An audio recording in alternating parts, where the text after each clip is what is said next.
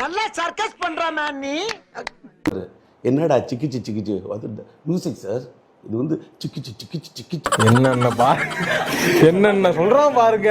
கம்பி கட்டுற கதையெல்லாம் எடுத்து போடுறாங்க. கலைஞன் என்பவன் பிறக்கின்றான், அவனால் அவன் உருவாவதே இல்லை, அவன் பிறக்கணும்.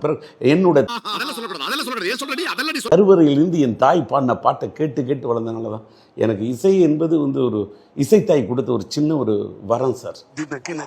அவனை சொல்லி நிறுத்துக்கலடா, அவன் நிறுத்துற லூசுக்கு மட்டும் வந்துட்டே நிறுத்துற அவனை பைத்தியக்காரப்ப எதுக்குடா வரீங்க?